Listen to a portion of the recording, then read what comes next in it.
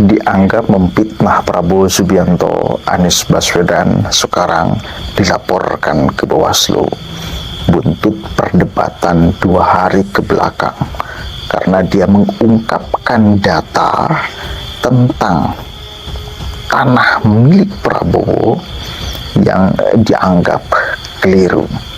Waduh, semakin panjang dan runyam urusannya. Ternyata tarungnya bukan hanya di dalam ring yang disediakan oleh KPU, tetapi di luar ring juga. Udah mulai jotos-jotosan. Kita tahu sama-sama, saya tadi tayangkan video bagaimana geramnya Prabowo Subianto. Bahkan dia mengatakan, orang goblok apa orang pinter, itu orang tolol atau orang pinter. Jelas itu sindirannya kepada Anies Baswedan. Indonesia tanah air beta, pusaka abadi nan jaya. Dari Detik News, Anies dilaporkan ke Bawaslu atas dugaan fitnah 340.000 hektar lahan Prabowo.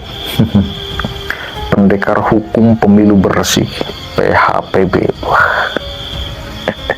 Ada lagi nih pendekar melaporkan Capres nomor 1 Anies Baswedan ke Badan Pengawas Pemilu Bawaslu RI. Anies dilaporkan atas dugaan fitnah terkait pernyataan luas lahan tanah yang dimiliki Capres nomor 2 Prabowo Subianto seluas 340.000 hektar. Laporan itu dibuat oleh PHPB hari ini, Senin ya, kemarin berarti, di kantor Bawaslu RI, Jakarta Pusat. Perwakilan PHPB, Subadria Nuka, mengatakan luas bidang tanah milik Prabowo yang disampaikan oleh Anies ialah tidak benar. Terkait bidang-bidang tanah yang dimiliki oleh Prabowo Subianto adalah seluas 340.000 hektar. Maka hal tersebut adalah tidak benar. Kemudian, karena diketahui tanah-tanah pribadi yang dimiliki oleh Prabowo Subianto adalah sebagaimana yang disampaikan di dalam laporan harta kekayaan penyelenggara negara LHKPN. Selain itu, dia mengatakan Anies juga memberikan pernyataan yang menyerang langsung Prabowo, baik sebagai Menteri Pertahanan maupun pribadi. Subadriah mengatakan dalam debat ketiga, Anies menyebut anggaran pertahanan Rp 700 triliun dan menghina kinerja Prabowo sebagai Menhan dengan memberikan nilai 11 dari 100. Karena diketahui jumlah anggaran Kemenhan tidak mencapai 700 triliun. Ujarnya, menurutnya hal itu merupakan penghinaan terhadap Prabowo. Padahal kata dia, Prabowo merupakan menteri dengan kinerja terbaik di masa pemerintahan Presiden Jokowi.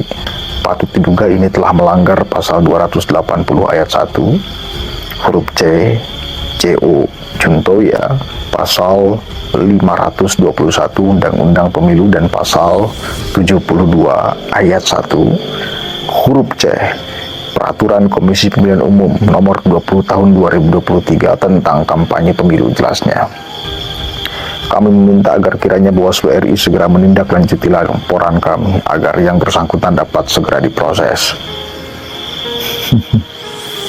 Detikcom sudah berupaya menghubungi pihak Timnas Amin terkait laporan ke Bawaslu tersebut, namun sampai berita ini diterbitkan belum ada tanggapan dari Timnas Amin.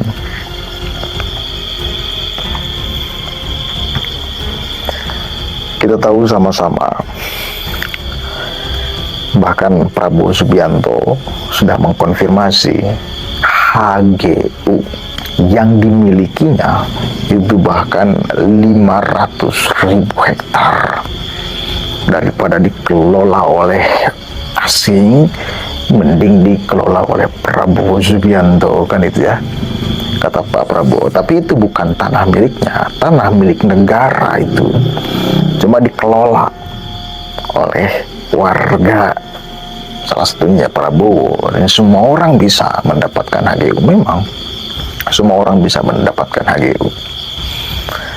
Poinnya di sini adalah kita kan harus melihat apa sih tujuan Anies menyampaikan kalimat itu. Berarti kan ingin mendapatkan framing buruk dari masyarakat terkait Prabowo Subianto. Kan itu loh.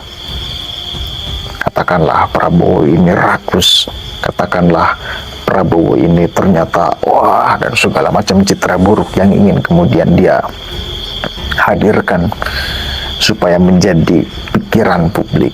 Harapannya apa? Harapannya suara orang-orang yang telah mendukung Prabowo Subianto lalu kemudian menjadi mendukung Anies Baswedan itu.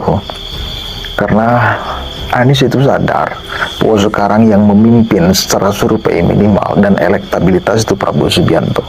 Maka bagaimana caranya Prabowo ini dihabisi secara mental, dihabisi secara kinerja, agar apa? Agar yang tadinya sudah memilih Prabowo itu berpikir ulang. Masa iya kalian mau memilih orang seperti dia?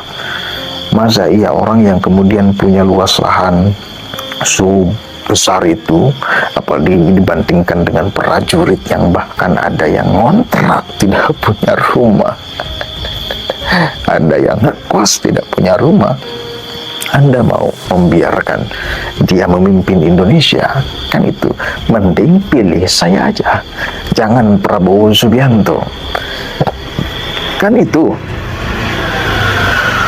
supaya mendapatkan itu, Anies itu supaya mendapatkan itu. Satu persatu pernyataan kebohongan Anies Baswedan dan Jubir Amin, Anies dan Muhaimin. Dia ngomong Anies itu mendengarkan para pakar, para ahli demokrasi dan lain sebagainya. Lalu menyampaikan hal itu, pertanyaan saya, bila kemudian itu adalah masukan, kenapa masukannya tidak diverifikasi dulu?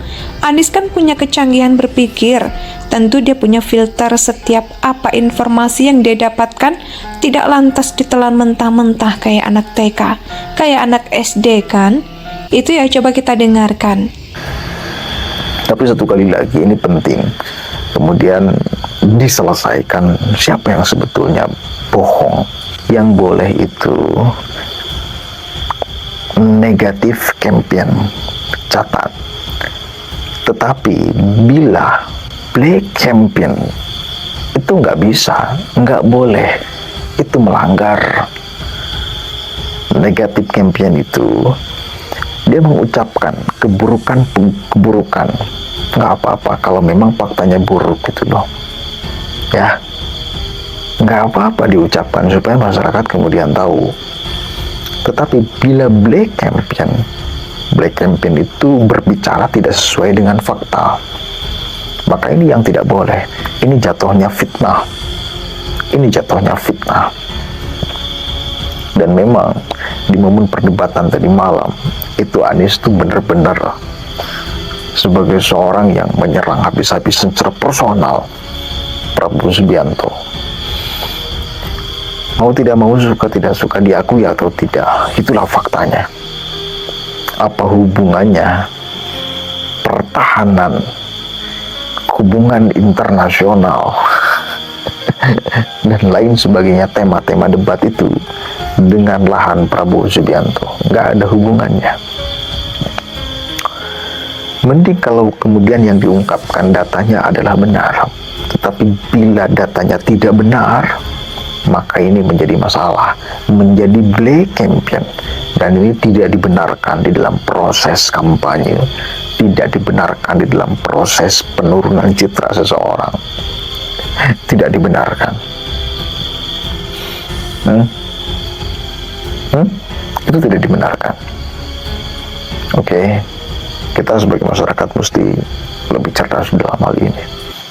Indonesia sejak dulu kala tetap dipuja-puja bangsa.